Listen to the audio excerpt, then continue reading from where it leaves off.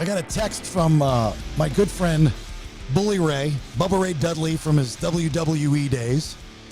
And he said, dude, I'm going to be in town for a wrestling show. I said, who you beating up and what did he do to you? He said, I don't know, some kid. I got to take his championship away from him. I said, oh, cool. He goes, you want to be there? I said, sure, absolutely. I'll come out there. Impact Wrestling is coming to Atlanta Friday the 13th, this Friday. And it's going to be at Center Stage, which is actually a very cool venue to watch professional wrestling. And actually, there's 2 nights, but the pay-per-view is Friday night. It's called Hard to Kill. And, Bubba, you're beating up, what's the kid dude's name, Josh? The current Impact World Champion's name is Josh Alexander, and after this Friday night, the 13th, the 3-time Impact World Champion will be me, Bully Ray. Has there ever been somebody that's won it 3 times? I don't remember, but Josh Alexander, the current champion, just became the longest reigning Impact champion, held the championship longer than Bobby Roode, Sting, Kurt Angle, AJ Styles, Samoa Joe. So he's at the top of the list. I give the kid credit for what he's been able to do as a world champion, but as Impact fans know, he's never faced anybody like me. You see, when I was the Impact World Champion, the Kurt Angles were around, the AJ Styles were around, the Stings were around, the Samoa Joes. Josh Alexander hasn't had any of those types of competitors. Now he has me. Now he has one of the most successful world champions in the history of Impact to face. Now he has a man responsible for powerbombing Dixie Carter through a table, creating the Aces and Eights, destroying the Hogan family, a Hall of Famer in Impact Wrestling. I'm the top of the food chain, and this kid is in a match, a full Metal Mayhem match with the guy who invented the match. Yeah. He's I don't think things are going to bode well for him this coming Friday. Does he have any clue? I mean, where is he grown up from? I mean, is he a product of Impact Wrestling, or does he have a long legacy on the indies, or where's he from? See, that's the problem. Nobody knows who he is. Yeah, exactly. I have no idea. That's why I asked you in the text. I go, now they do. Yeah. Now they do because he's in the ring with me. Mm-hmm. I make people famous. Didn't you do something? And he has come up through the ranks in Impact Wrestling, and that's how he's made a name for himself. Didn't you do something with his girlfriend, throw her over the balcony or something? Well, his wife got a little too close to the action, and I grabbed her by the back of the hair, and I dragged her over the guardrail, and I threatened to power bomb her or pile drive her on the concrete unless he did whatever I told him to do. Basically, I took his wife hostage. Yeah, and he agreed to do what you wanted him to do, which kind of makes him look like a pushover a little bit. Listen, if I had your wife's head between my legs, wouldn't you do what I told you to do? It depends on which wife. Oh. I'm just kidding. That's I love them both. I'm just kidding. It's tremendous. There was a time once, if we remember, that her head wasn't supposed to be between your legs, but I think she was supposed to come up and do something in the ring, and she botched the spot, and I lost my big opportunity with a double suplex with Bully Ray in the ring at this show, and I was so mad at her. Like, I couldn't believe I was mad. Like, what a dick move, but I was so mad at her. Like, how did you screw that up? I couldn't get in the ring. We practiced it. And she screwed it up. Well, that was the first wife, right? That was the first wife, yeah. That's why you divorced her. That's why. That was the whole reason. She never knew that until right now. That was the grounds for divorce. You botched your spot. She botched the spot. Absolutely. So how did this thing come about? Because can we say that you're semi-retired, right? Well, I've never really retired. I just took a lot of time off once COVID hit. My Ring of Honor contract expired basically on the same day that the world shut down. So Ring of Honor is like, Bubba, we don't know where things are going and what's going to happen. So we can't really get into a new contract right at this very moment. I was like, I totally understand. I wouldn't offer me a new contract either with the amount of money I was making over there. So we just agreed to go our separate ways.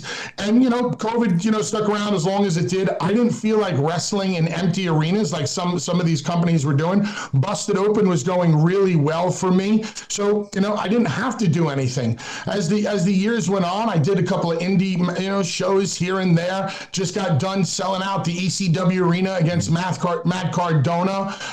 Been working with Impact Wrestling, showed back up there, won the Run Your Gauntlet Battle Royal, the Call Your Shot Battle Royal, and now have a shot at the World Championship, which I plan on winning. So between the radio show, working with Impact Wrestling, working with Billy Corgan in the NWA, working the select few indie dates that I want to work, having my wrestling school, I'm kept quite busy. Yeah, that's very busy. You've had a relationship with Billy Corgan for a long time that I remember, and you're such a rock and roll guy. Is it tough, even though you're a professional and been doing this a very long time and been around a lot of different rock stars and whatnot, if you're that close in this kind of climate and you're the wrestler and you're kind of the main attraction and he's not so much, it's tough not to talk music and ask him to tell you certain things, right? A little bit. Me and Billy have a really great relationship where we basically just talk wrestling and rock and roll. And he enjoys sharing his, rock and roll stories, and I enjoy telling my wrestling stories, and we appreciate him. Same kind of relationship I have with Zach Wild from Black Label Society or Snake Sabo from Skid Row. Those guys are all wrestling fans, and I'm a rock and roll fan. And, we just trade stories and, enjoy talking about all the wild times. And as many wild stories as I have, these guys, man.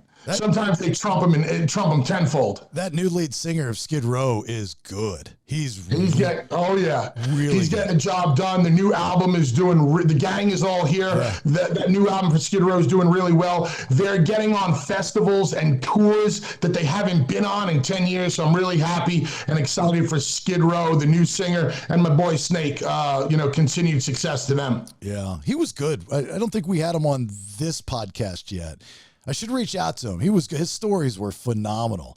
That story he told about playing in front of Eddie Van Halen. I think I had spoken to. Actually, I think I'm on the radio show. And how nervous he was, and it was just everything about it was really cool. So if you're a guitar player and you're playing in front of Eddie Van Halen, there might be a little bit of pressure on you. I'm sure, yeah. It's like, how much pressure do you feel right now having me on your show, being the radio legend that I am? Couldn't sleep last night. I haven't got a wink of it. I'm just so nervous and shaking and sweating. I've lost 10 pounds in 12 hours. And he's serious. It had a little bit to do with the honey jack that I had at the casino the other night too. I'm a Jack Daniels fan, but I can't get into the honey jack. So I'll have my vodka, my normal go-to vodka drink, and then I'll do honey jack just on ice. And I'll use the vodka as a chaser. And because it kicks up the buzz, because it's hard to get, the vodka, you can drink vodka and soda for a long time and be okay. But if you want to get a little kick, I put that honey jack in there, and I went through 3 of those, not the mini bottles, but like the medium bottles. That was a long night. Bad gambling. My concoction is I start with 2 blue cheese martinis, then I move on to 2 glasses of white wine, and then I wash them down with several shots of Casamigos tequila. Yeah, you drinking a martini. I'd love to see that. That's kind of... I tell you what, blue cheese martinis and espresso martinis, 2 things that I never thought I would drink. I love them. I drink espresso martinis like shots. You do this with your Jersey friends on the shore and the tough guy bars? Tough guy bars, absolutely. Yep, pinkies up. Yeah, and you order your blue cheese martini or whatever it is?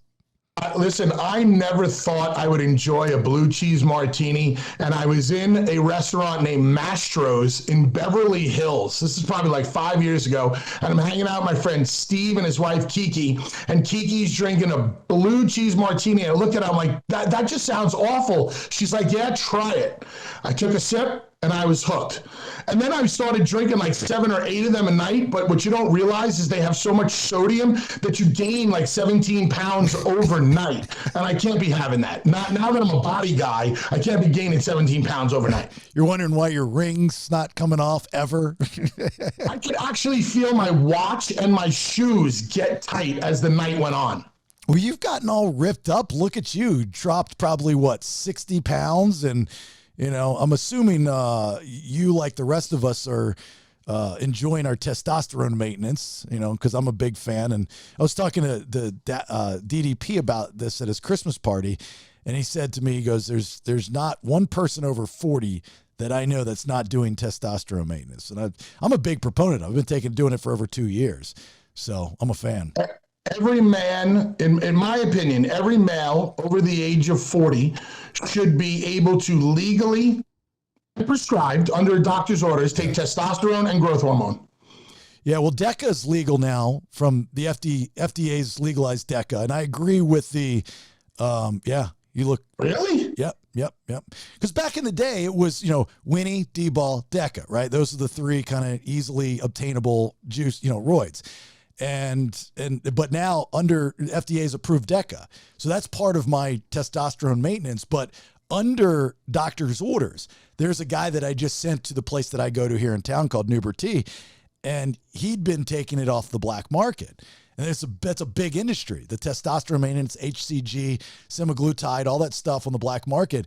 If you're not getting checked every 3 months and getting your blood levels checked and seeing where your red blood cell count is, so on and so forth, you can mess kill yourself. Yeah, you can kill yourself. Yeah. And he started to get man boobs, and I was like, dude, that's irreversible if they get any worse. I mean, you'd have to have surgery if you can even have surgery because you're not getting checked, So anyway, I agree with you 110%. But you look good in the non-Blutini Martini way. Thank you. Appreciate it. Yeah. You look good too. Thanks. What's that testosterone maintenance? That's what There you go. You could keeps you young and virile. It does. I'm a beast upstairs. Let me tell you. She's never seen. I'm back to Big Daddy Bang Big Daddy Bang Bang. That's what I'm back to. Well, I've seen some of your Facebook posts. Sometimes you post some questionable stuff. So we'll have to talk about those things. So with Billy, back to Billy, I was getting somewhere with this. If it ever comes up, I would love to know the answer. And if I ever had him back on, I would ask him this question. Have you seen I believe it's the latest Nirvana documentary. And I forget the documentarian. We just had him on the show. He just did the Bowie documentary. Have you seen any of those? Have you seen the last one? And it actually has Courtney Love in it. I mean, she's okay. So there's been, for years, there was rumors that Corgan and Love maybe had a thing while Kurt was around and whatever the story may be. At the end of the documentary, she gets a phone call. And we never find out who it is. And I asked him when we had him on. I don't know, Nate, if you remember his name. I feel horrible, but he was fantastic. So just a great interview. And he says, I've been sworn to secrecy not to say who it was. I was like, oh, man. I was like, for some reason, I want to say it was Billy Corgan. I don't know why. Because it wasn't then. It was recent. I mean, it was like within the past 5 or some years. But something about it just, I don't know. I always wanted to know more. I think Corgan, because he's kind of a mute when it comes to that stuff. I think he has so many good stories. He just has never shared them. Well, I'm sure that he had some kind of a friendship with Courtney Love. Yeah, absolutely. Because I remember when he was involved with TNA Wrestling for a while, he actually reached out to Courtney to get the rights to the song Doll Parts for that act, The Doll House in TNA, which was kind of like the next incarnation of what the beautiful people were in TNA, Velvet Sky, Angelina Love. So I know he got those rights directly from her. So they obviously have a friendship. Oh, that's cool. That's cool when you can call the artist, like in AEW, Ruby Soho, which Rancid's such a killer band, right? For them to reach out and they're like, oh yeah, absolutely. Do what you have to do.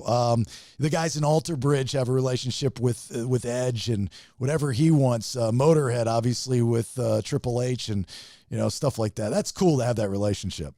When Velvet Sky and Angelina Love and Mandy Leon founded the faction called the Allure in Ring of Honor. They wanted a certain sound and certain music. I reached out to Snake from Skid Row, and Snake wrote me some music for them. Wow. So yeah, it's great to have, friends in bands that you can reach out to, big name bands, You know, like you talk about Triple H. It's like Triple H pick up the phone and going, "Hey, Lemmy, yeah, what's up? It's Trips. Can you write me a song? Or can you perform at WrestleMania for me tomorrow? Okay, great. All right, talk to you later. Bye." That's awesome. Is there paperwork done, like say with Snake, so they get paid, or is there a set fee, or do they just do it just to do it? It was just a favor. That's cool. That's really Favorite. cool. He came up with some licks in a couple of days, put some drum tracks to it, guitar, and he's like, "Here, it's for you." That's really, really cool. That's the good stuff right there. I was thinking about you a couple weeks ago, maybe a little over a month ago. Bret Michaels was in town, and I'm Here we go. close to the guitarist Pete Evick. Worst story ever. And so they were at this venue in Sugar Hill, Georgia, that I'd never been to before. It was a very cool venue. It was kind of amphitheater-esque. And he's like, "Yeah, come on out, of course." So I went out, and I'm trying to do everything, obviously, to promote this podcast. And so I was like, "Hey, do you mind if I intro him?" And said, "Absolutely, no, not a problem. He's not going to care. It's cool." So I go out there, and Rach and I go out there, and it's outside. So the backstage was this like tent. And we go out and we're seeing, and hey, Bret, how you doing? We start talking, and this, the whole whatever. And then from a distance, I see this group of guys walking over. I was like, God, these guys look like rock stars, like real, like, my Gen X rock stars, 90s rock stars. And, you don't want to just come out and say, "Who are you?" obviously. So we start talking, and they were all so sweet and so nice and great conversationalists, and we're bullshitting. So I ended up finding out that it's the guitarist from the band Hoobastank, and it's the drummer, Taylor Carroll from Lit, and it's the lead singer of Lit. And then they had a couple of the guys that are part of the crew. They were performing the next night at this other venue I had no idea about. So anyway, concert starts. I do my intros. We're all hanging out and drinking and having a good time, and nothing too crazy. And then I'm starting to think, I wonder at the end if he's going to want to bring all of us on, like our experience that we had many years ago. Right. Where I made a complete tool out of myself, which I don't know. That makes two of us. I know I bring it up way too much, but it was just such a bad mark in my life. I was drunk. I was overweight. I was pale. I'm wearing an Affliction shirt. Bubba's got his own mic and just screams out. That makes two of us. It was just bad. Drunk, you're pale and overweight, making a fool of myself. When we, at least you're a international celebrity. I'm a nobody. I'm a fat radio Affliction wearing dude that's center stage taking over the entire stage when Poison in their reunion tour is performing one of their biggest songs, closing out the show. Brad from Three Doors is up there. Edwin McCain is up there. And I'm there. And so embarrassed. So I'm like, I said to Rach, I go, I wonder if he's going to do this. She goes, I bet she is. She goes, "Oh, I'll make sure, no. I'm not going up this time. I'm too old and too wise. I'm not going up this time." So lo and behold, night ends. Bret goes, "Come on, guys, everybody up. We're going to just party growl. We're going to, Bret, like, party, everybody's partying." I can't go up there and compete with the lead singer of Lit and Bret Michaels. This is not happening. So I stayed off stage. I never went up. I didn't go up. I didn't even go up on stage while they were there. I just enjoyed it. Wait a minute. You set that entire story up to hit the end of it where you don't go up there? I don't go up there. I thought I set it up for you to go, wow. I hope you're not as much of an epic failure in the bedroom as you were with that story.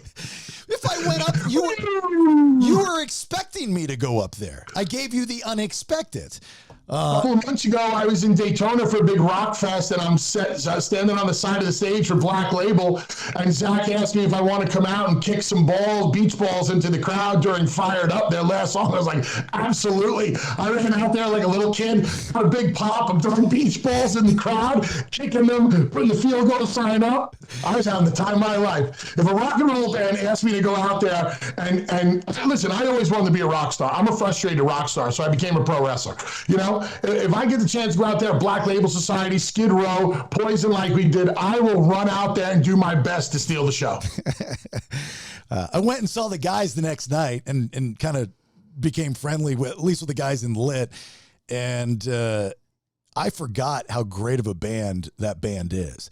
Like how many songs stand the test of time that are part of a generation, you know, the 90s. I mean, you think of songs that the best rock and roll riff songs, you know, Sweet Child of Mine obviously comes in and whatnot. As soon as it starts out a tenth of a second, My Own Worst Enemy is in that list. And I never realized it until that night. Fantastic show. Absolutely fantastic show. No. I couldn't tell you one lit song, but if I heard one, I'd probably know it, right? You would know it. Yeah. It's not your cup of tea. But you would know the song. You would absolutely. Okay. You would absolutely. If it's not AC/DC, Ozzy, Motley Crue, Kiss, Poison, yeah. You know. I totally get it. I have my top 24 and I stick to it. Who else is on this card this weekend? Because you have the pay-per-view Friday night, and then I'm assuming a television taping the following night, right? Or is it 2 nights of the pay-per-view?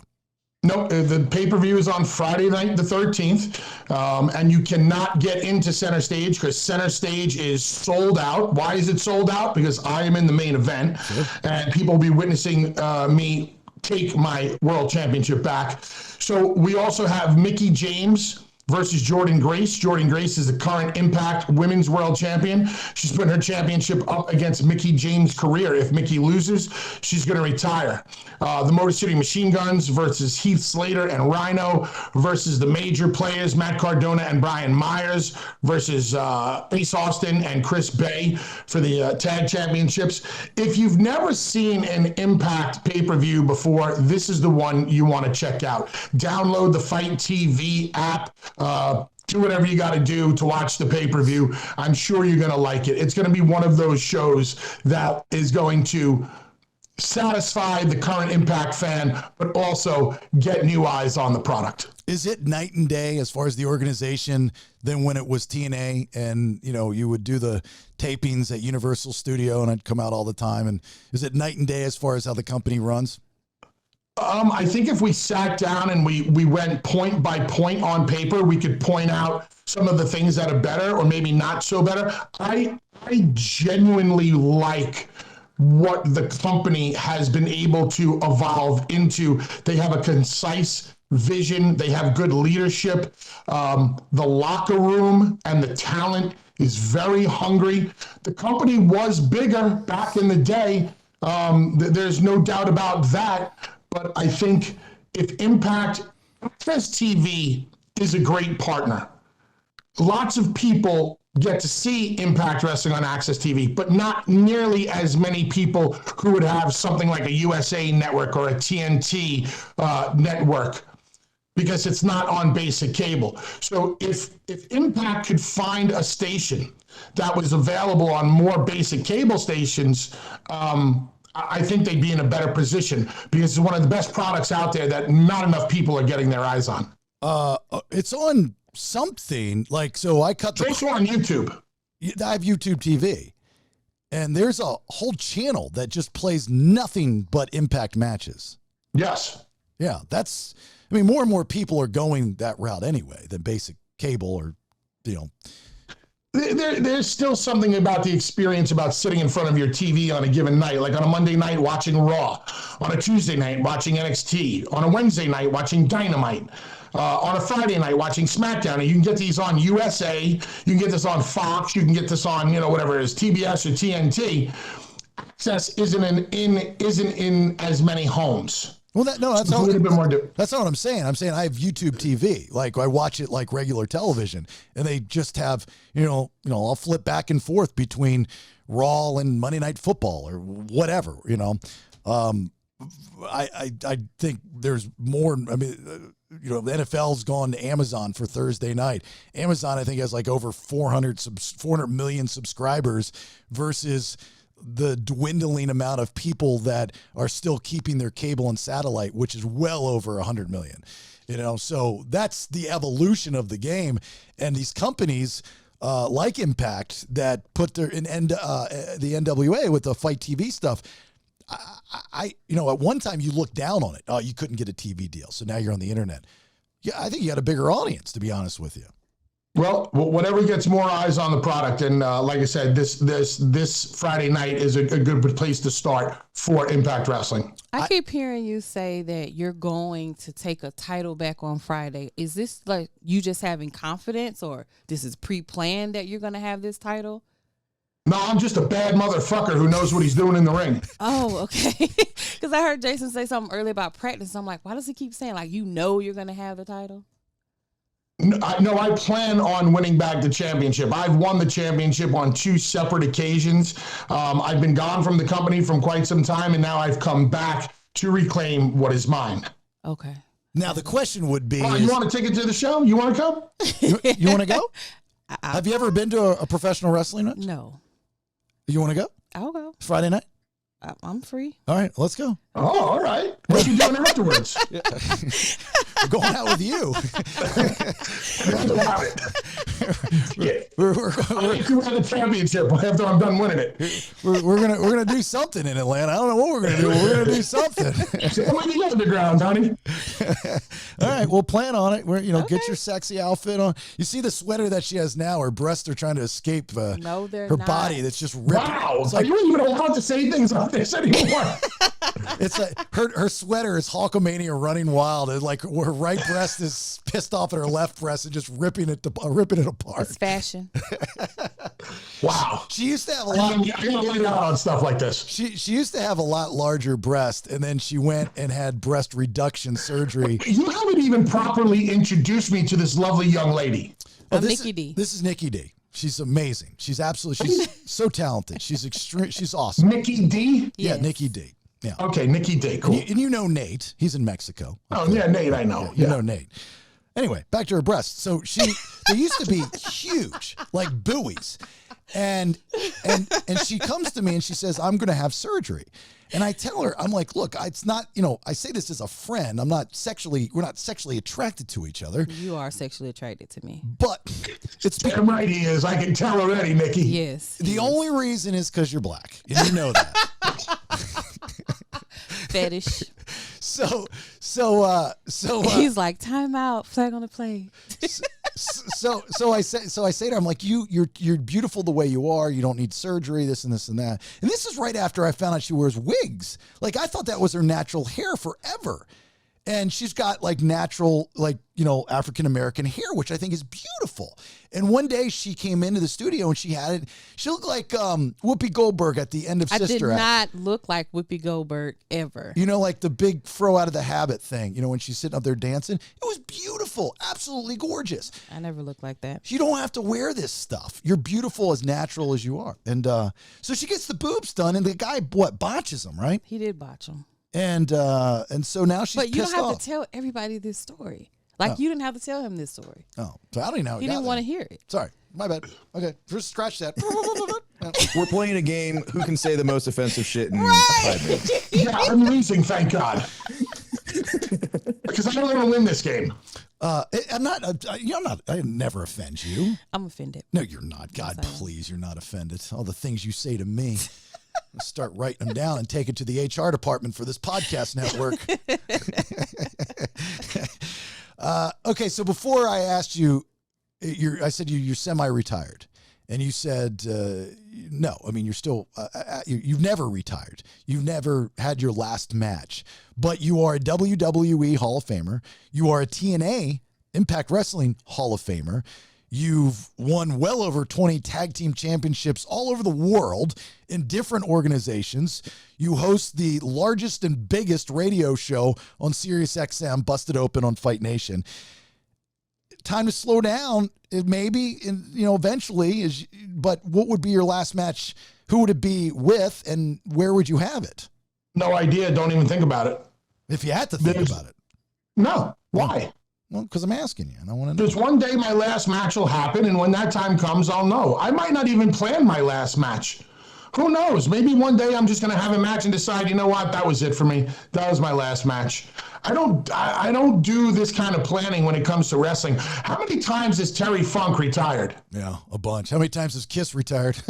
Exactly. So you never know. Ric Flair just had his last match a couple of months ago at 72 years old. Right.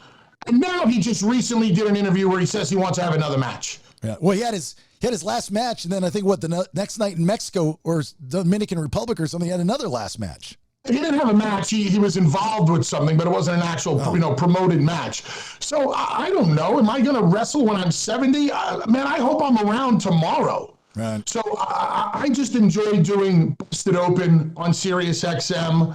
I do enjoy what I'm doing with Impact Wrestling and the NWA and the few. I work with Battleground Championship Wrestling out of the ECW Arena in Philadelphia, which is going really well. It really is day by day.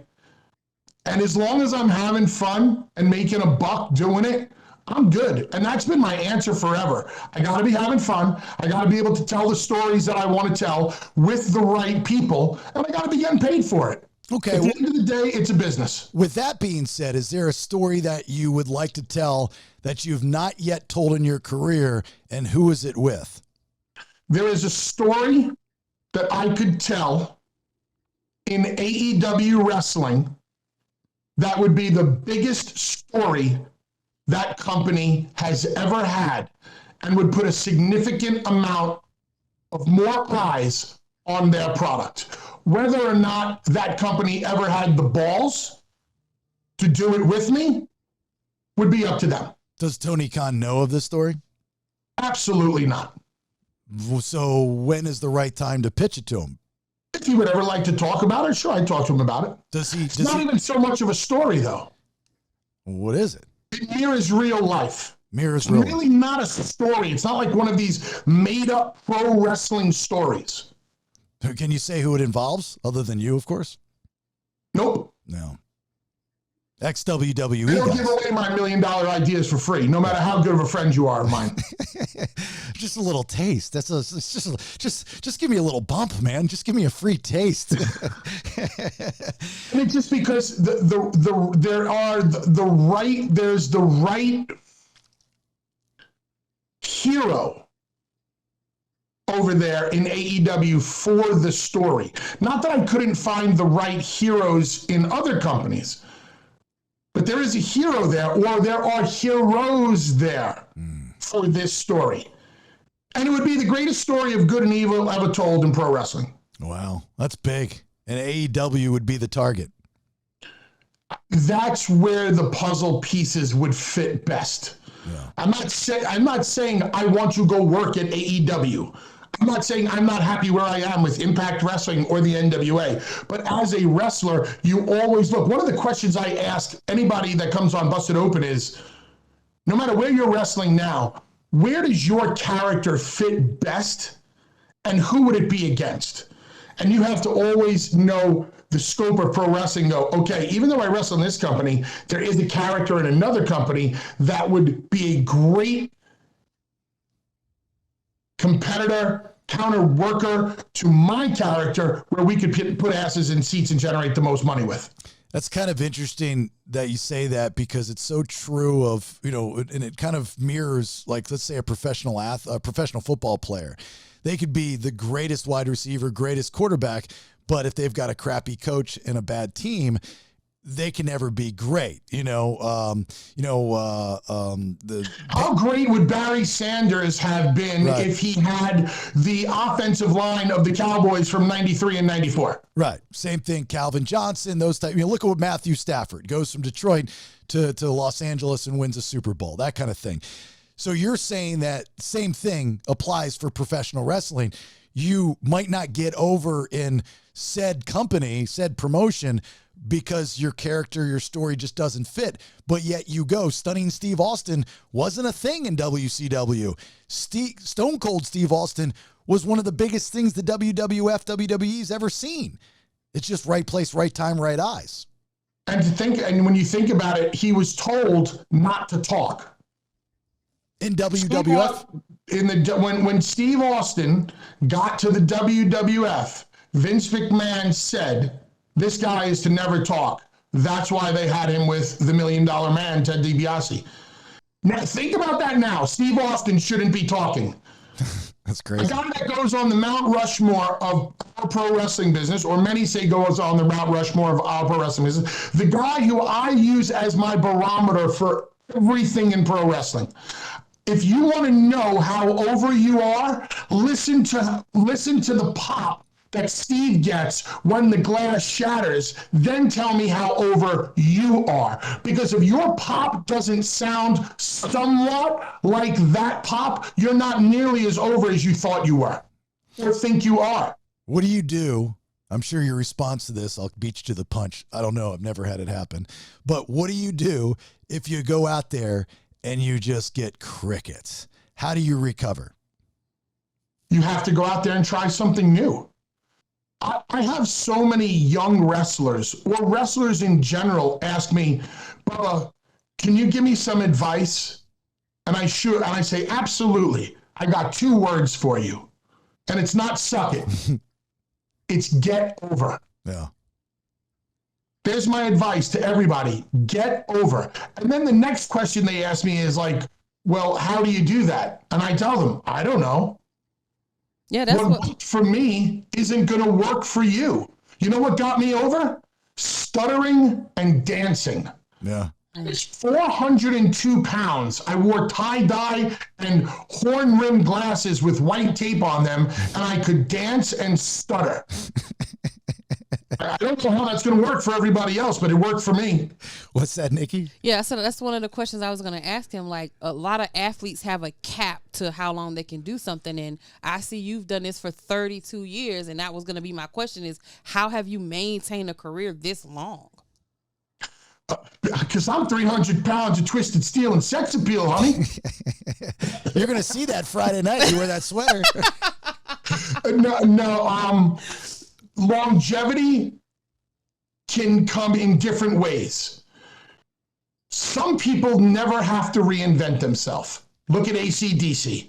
They've been playing the same song for 40 years and it works, and they don't deviate from the recipe that works for them. Some people constantly reinvent themselves. As a tag team, me and my partner did as much as we could in 20 years, and we conquered the world of tag team wrestling. And then I went off on my own, and I tried to do as much as I possibly could as a singles wrestler. I've reinvented myself. As much as I've reinvented myself very, very little. Very little? Yeah. What is really different about Bubba Ray Dudley and Bully Ray? Well, I mean, that's a good question. I think just in general, you've reinvented your character, especially when you're playing the heel, which is what you're the best at doing. I don't know. You don't know, huh? I don't know the answer to that question. I never thought about it, I guess. I don't know. Bully Ray is basically Bubba Ray Dudley from ECW. Yeah. With a different name and just more of a realistic look to him. Right. When I go out there and I talk, the old cutting promos, so many wrestlers like to say, I don't cut promos, I just talk. Okay, when you listen to me talk, when you hear me in a ring cutting a promo, I have no idea what I'm going to say when I go out there. Legitimately have no idea. Guys have come up to me and said, what are you going to say when you get out there? And I go, I have no idea. And they're like, well, what am I supposed to say? I don't know. Play off of whatever I say. Most guys go out there with either a script or bullet points. I get so nervous sometimes that my music is playing and I'm saying to myself, oh shit, I have no idea what I'm going to say. And then I just go out there and I say what pops into my mind, and it's worked for me my entire career. You still get nervous? You still get nervous when you go out there? I have no idea what I'm doing out there. But you still get nervous. You still get the butterflies. I get nervous all the time. Yeah, that's I good. legitimately have no clue. That's good. What I'm going to do, how I'm going to do it, what I'm going to say, how's this match going to go. Enjoy it because it forces me to put a gun to my, I don't even want to use that comparison because it's not a good one. It forces me to Put fire under your butt. Yeah, thanks, Nikki. To light a fire under my ass every time I go out there to make sure no matter what I do works. And I'm proud to say that in this entire business, nobody can light a fire under the asses of fans like I can. There's a lot of great heels that, well, actually, there are not a lot of great heels. There are very few real heels left in the wrestling business today. I'm proud to say that I am the most genuine of all the heels. You know, people, who is the greatest heel of all time, Bucket? Ric Flair. Was he? Villain, because he was a liked heel. So how great of a heel was he if he was liked so much? I mean, good. How about just great heels? Kamala.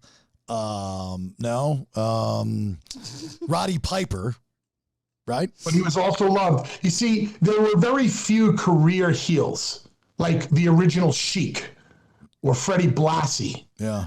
Guys, old school guys who generated so much heat. People like to talk about one of the greatest heels of all time, and I'm not talking wrestling now, is Darth Vader, right? Sure. Darth Vader had many likable qualities. People liked Darth Vader from day one if it was Lucas Long, but nobody liked the Emperor. The Emperor was the real heel. Right. And I'm the Emperor Palpatine of pro wrestling. Yeah, and we have this conversation every so often. Luke is just a pawn in Star Wars. Darth Vader makes Luke. Luke is a bitch. Yeah, total bitch. If it wasn't for Darth Vader, Luke Skywalker is a whiny bitch from Tatooine whose life would amount to nothing. Yeah, absolutely. Hey, I got if I give you something, will you put it in your backdrop so when you do your radio show and all your other interviews, I got something you might like to put back there. What do you got? Nikki, can you grab that? What do you got? I got Darth Vader back here. I got one of my world championships. You don't have I this. got my Hall of Fame ring. Yeah, you don't have this. No, all the way to the left, the one that's in the box, please. Thank you so much. Yeah, I've got an extra one of these, and it's just sitting up on my dresser, and I'm gonna have to start consolidating a little bit. I got one of those. Yeah. Oh, I got yeah. my lightsaber. You like when I do that, huh? Yeah, I got one of those. Grab it here. We'll give you I this. got my Kylo saber. Yeah, just watch this. Nikki's coming over with a lightsaber. Which one you got? That's a Vader saber? Vader saber, yep. The Vader crystal. Yep. Yeah.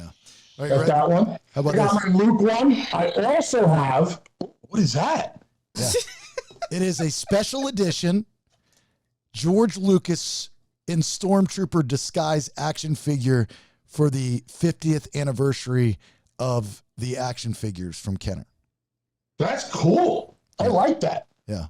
You want I it? can have it. Yeah. Oh, I got an extra one. You can have it. Mace Windu, cool lightsaber. I'm going to put a BS sticker on it, but you can have it and just put it in the background. That's fine. So every That's time. cool. Yeah. So do I have to give you something No. in return? You are. You're giving me promotion, and every time you go on, All right, that's cool. every time you do whatever it is that you do, I want Nikki to be my co-host. I will. I think you should let Nikki bring you down to the ring on Friday night. I might. But be careful because somebody's going to say something and think that she's playing along, and she's going to pull back and beat the shit out of somebody. Good. I like him aggressive. Oh, gee. Mm-hmm. Yeah. Yeah.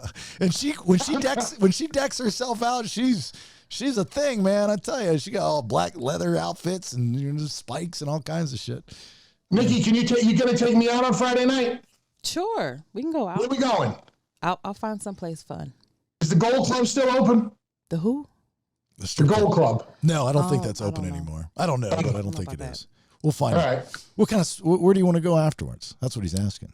I don't know. I have to look into it. I mean, I think there's some type of possible attraction going on here, but and I know that I know some of the guys that you've been around and you're interested in, I and like big guys with muscles. you like big guys, and you just want a good Rogerin. Yeah. Yeah, What? a good Rogerin. Who's Roger? No, a Rogerin. You would. a good. She likes sex. That's what I'm saying. A Rogerin. Look at his face again. This show's crazy. Some What did you refer to it? A Rogerin? a Rogerin. Yeah. What the frick is a Rogerin? It's Like Roger Wood sausages. it's a good old school It's a good reference. screw. Like Look at his face. I'll have Rach text you later because every once in a while when I'm on my game, the next morning she'll be like, "Wow, you gave me a good Rogerin last night." I never turned down a text from Rach. Just saying, brother.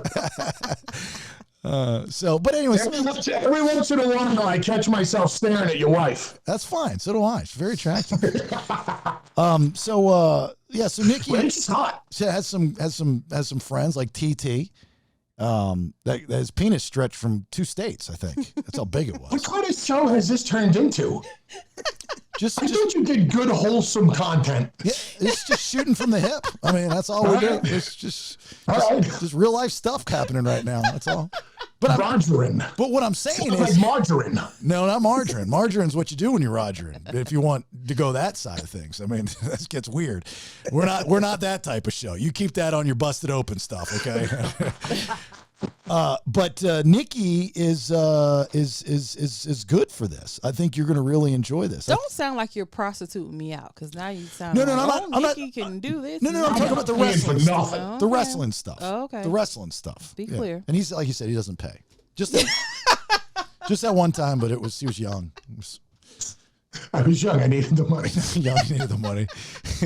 I was scrolling through my phone the other night, and every once in a while, your phone reads your brain. It'll give you what you're into. So I get some wrestling stuff, and it had one of these Facebook groups, and it had a whole story on the best jobber tag teams of all time. So if I were to ask you, part of one of the most successful or the most successful tag team of all time, the jobber tag teams from back in the day were awesome. I mean, you knew they were going to lose, but they were still fun to watch.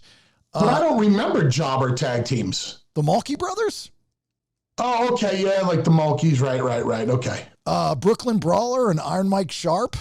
Well, what I meant was like a traditional tag team that just did jobs as a team. Like the Mulkeys are a good example. You're talking about guys that were thrown together. Yeah, I don't think that they're. I think the Paul Romo eventually became one of those kind of jobber tag teams. I forget who he was with. No, Roma was involved. Wasn't he in Power and Glory? Yeah, but after that faded, it was like some Italian thing that I think he did, and you just knew that they were always going to lose. Yeah, maybe. Yeah, but the Mulkey Brothers, he had on this list, and I didn't print it out, but on this list he had a lot of one-on-one guys, and to your point, I that's what I was thinking. I was like, they're outside the Mulkey Brothers, in which I remember like it was yesterday, when towards the end of their career, they allowed them to win a match to get them into like the Crockett Cup or something. And it was like, everybody's very excited about it. They always came to the ring, no muscle, pale as can be, purple trunks, and they were awesome. You loved the Mulkey Brothers. There was not another jobber tag team that was an actual team. Sometimes when you got beat so much, you actually got over. They did. Huh. They never were the heels. They were always the baby faces. That's what they were. They were always. Got to go back and watch some Mulkey matches. Yeah, Mulkey Mania. I think they probably live in Georgia. Everybody lives in Georgia for some reason. They all stay at Diamond Dallas Page's house too. It's weird. They're all recovering from something, and they're all at DDP's house. I'll never forget the day I was in the airport, and this is when DDP first invented YRG. Yeah. Yoga for regular guys. I think that was the first thing that he called it. And we were on an airline called Song. And Song was a Delta airline. And we were flying from Orlando to Jersey. And I'm at the gate, and all of a sudden, Paige comes up, and he's like, Dubsky, what are you doing? And he grabs my boarding pass out of my hand. And he takes my boarding pass up to the counter, and he comes back to me. He's like, hey, Bubs, I got to sit next together in the exit row. It'll be great. We can talk. I want to show you this thing that I got on my computer, blah, blah, blah. And, Paige is going a mile a minute. So we get in the air. We're at 10,000 feet. He turns on his computer, and he's sitting in the window of the exit row. I'm sitting in the aisle, and we have an empty middle. And we're in the big exit row. Right. And he's like, check this out. I invented this new yoga program. It's yoga for regular guys, and anybody can do it. and he gets down on the floor and he's like, Bumsky, what's this? And Paige proceeds to put his ankles behind his head. He does that. We're in the exit row. He's doing this crazy ass stretching yoga, ankles behind the head. And I'm like, wow, Paige, that's amazing. Like, wow, that's really good. He's like, here, come down on the floor. Now you try it. It's like, are you? I'm like, dude, I'm 375 pounds. Leave me alone. Come on. You know? And he's like, he's grabbing me by the wrist like he's about to whip me off the ropes. He's like, no, Rusty, you gotta try it, you gotta try it. I'm like, Paige, if I get down on the floor, I'm not gonna be able to get back up, let alone put my legs behind my head. So maybe in a different place, you know, a different time, a different place. But he was so excited about this thing and invented it, and it blew up, and he was on Shark Tank, and, you know, now all the guys that he's helped, you know, with Scott Hall, God rest his soul, and you know, and Jake, and everybody that has come through, whether it's been the wrestlers or just, you know, normal, you know, people that he's helped. Forget about, you know, wrestlers. But yeah, Paige always does great stuff down there in Atlanta. Every Christmas, he's a big Christmas guy. Like, he starts Christmas in October. And he has this big Christmas party, and we go every year, and it's always very interesting. There's always an interesting group of guys. You know, there'll be a little group of wrestlers over here, and then everybody else, and you just go around and mingle and meet people. And this past year, and there's always, I always say it's a 75% Christmas party, 25% promotional party, because he always shows a video of something to promote. And this year he shows this new, it's a reality show, but he likes to say it's not a reality show because it's so real. And it's called Change or Die. And on the show, he's going to have Buff Bagwell, who I got to meet, and we're going to have Buff on next week. And he was very pleasant, never met the man before, just seen all the horrible news articles. And he didn't come across like that guy at all, I can tell you that. Butterbean, who was at the party. I met Butterbean. Butterbean's going to be on the podcast coming up. And then just some normal people that have some demons. And they show this trailer of the sizzle reel for this promo because they're trying to pitch it to the Netflixes of the world and stuff. And I'm sitting here going, it's my allergies. It's my allergies. It was so well done and so compelling. Like, whether they're celebrities or not on this thing, the way that Steve Yu, that's his main guy, put all this together was awesome. Like, this will be must-see TV. So I ended up talking to Buff Bagwell about it. And it's amazing how open and honest these guys are about their demons. It really, really is. You know, I mean, like, I don't know if I would be comfortable enough to be that open and honest if I had that many issues. And they are, and they're fantastic people. And Dallas helps them all out. So lets them sleep at his house. It's really amazing stuff. Well, I'm not shocked that video that he showed you is so well put together, because if there's one thing about Paige, when he puts his mind to something, he's going to do it the right way. I've always known that about him. And he's helped so many people. Were you staying in his own house? What is he called? The recovery house or something like that? Accountability crib. Accountability crib. Okay. Well, you see him at these conventions that you go to, these autograph conventions, right? You guys are usually both there at these things. Me and him were right next to each other at the autograph session at Ric Flair's retirement. Our tables were right next to each other. So at these, my line was a little longer than his, but whatever. I was waiting for that. So at these things, because you don't know everybody that's going to be there, you go. They ask you to come there, and they say, "All right, come here. We want you here." Obviously, people want to see you, meet you, get your autograph. Is there anybody still out there that in the business that are at these types of conventions that you, as in your world, would say mark out for, that are a fan and have to gingerly go over and say, hey, do you mind taking a picture? And has anyone ever tried to charge you for a picture? No, nobody's ever tried to charge me, but I enjoy taking pictures with everybody, the guys and gals that I know or I don't know. I just like having the memories. One of the cool things that just recently happened, I was at Rhode Island Comic Con, and two of the guys from The Godfather were there. The guy who played Carlo and the guy who played Johnny. Carlo was obviously married to, what was her name? Talia Shire, in the movie. And he catches the beating from Sonny. So Carla was there, and then the guy Johnny was there, and they both wind up getting whacked. So I got to take a picture with both of them. They were awesome. Hung out with Ponch and John from Chips. Mm-hmm. Hung out with all the guys from the Warriors. Yeah. Everybody's super cool at these conventions. Yeah. And you find out that most of them are closet wrestling fans, and they meet you, and they go crazy. Yeah, that's cool. Like that's the people that I would be interested in too. It's not necessarily the main guy or the main girl, but there's so many off movies just of a part that somebody did that you just really enjoyed. I know that this might have been actually the year, I think this happened the year you got inducted into the WWE Hall of Fame in New Orleans. And you were at a signing that I went to, and I was walking around, and there's a couple of the people there that I've obviously, known over the years and worked with or become quote unquote friends. And one of them was Jimmy Hart, the Mouth of the South. And I've done a lot of stuff with Jimmy Hart, tons and tons of stuff. He ever needed me on the radio, he would text me, he would come on, and, always a mile a minute. And he's a certain breed of guy.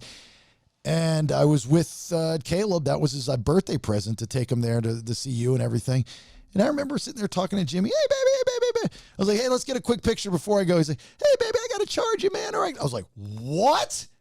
I go, Jimmy did? I said, you've got to, I kid you not. I go, I looked at him. I go, you got to be fucking kidding me. He goes, baby, if I don't charge you, man, everybody's going to want free pic. I go, okay, I'll see you later, dude. I never talked to him again. I could not believe he wanted to charge me for a picture. I was like, this is one of those relationships where you and I help each other out. We're not best friends by no stretch, but there's been a lot of times you've been on my radio shows and I've given you a lot of free promotion, buddy. Could not believe it. Could not believe it. I don't think I've heard anything that remotely sounds like a negative Jimmy Hart story in my life. And you're telling me he was I don't even want to talk about it because I don't believe you. I think you're making this shit up. That's how un-Jimmy Hart-like it sounds. Actually, I went to bed last night and said, if there's one thing I'm going to bring up in this conversation, so I'm going to make up a negative Jimmy Hart story. Come on. There's no way. Yeah, that was a way. We ended up not taking the picture. So anyway, all right. This Friday, Impact Wrestling, Hard to Kill is the pay-per-view, center stage. Tickets sold out, like you said. And then the following night, tickets might be still available for the TV taping of the Hard to Kill Fallout. Again, at center stage, if you're in Georgia or want to come over to Atlanta and see the show. Bully Ray, main event, led to the ring by Nikki D. You want to go by Nikki D? Yes. Or how about Nikki? The D stands for Dudley, obviously. Nikki Dudley. Oh, I see where this is going. Yeah. And even though the tag team, the finishing move was the 3D, your finishing move would be the 2D because of your breast. Double Ds. You're bad, dude. No? You're bad. You're bad. I thought that was clever, like way clever. Okay, never mind. All right. I'll bring your action figure on Friday. I'll figure out a place to go afterwards. I'll bring an action figure for Nikki. Yeah. Thank you. I don't have You want an one. action figure? You want one of my action figures? Sure, I've never had one. It'll be my first. Ooh, you'll get a Bully All right, Ray cool. signed action figure. Yeah. Can you imagine what you can do with that with your eyes closed? No. Oh, okay. I'm just saying. The host I'll bring you the one where I'm all here. I'll bring you this one where I'm all jacked. Oh, nice. Look at that angry. Look at that. Look at that. Look at that. You've never been around a man with an action figure, have you? No. Yeah, this never. Yeah. You like that? Yeah. Oh, and I'm the one that has the problem. Look, I can do a split. Just because you're talking through your action figure doesn't make it any different. I'm not really saying it. My action figure is saying it. And speaking of DECA, I think my action figure was on a lot of DECA. Yeah, your action figure's banned for 90 days. My action figure definitely does not pass the wellness policy test. No, your action figure needs to take a trip to the accountability crib is where it needs to go. Fight Nation on Sirius XM, host of Busted Open, the radio show, which is a phenomenal radio show for not just wrestling fans, but just it's a great radio show in general. We have some great conversations there and a good cast of people on the show. All right, buddy, I will see you Friday night, okay? Thank you will you? Yeah. Oh, yeah, I'm going to be, I'm in town. Yeah, I'm going to be there. Yeah, no, I can't talk about it, but yeah, I will be there. I will be there. You will be there. I will be there. So we're going to need 3 tickets. Dude. Yeah. Unless you want your breasts to have their own seats, then it'd be 5 tickets. It's fine. Yeah, okay. So now you need 3. What now I need? Yeah, I need me, Rach, and Nikki D, and that's it. Just us 3. All right. Yeah. All right. Let me see what I can do. Yeah. Well, like, did you say, I never told you for certain I was not going to be there. I said there's a chance. The way you made it sound is like you weren't going to be there, so I was going to use your 1 for Nikki.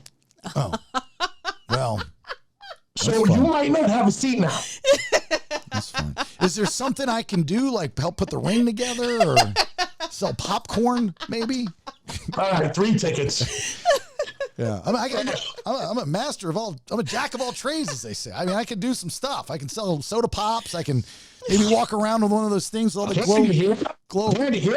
Yeah, glow things. So anyway, all right. Yeah, I'm going to go out of town the following week, so I will be here Friday night. So I will see you Friday night. We'll have a good time watching wrestling, and I get in Thursday.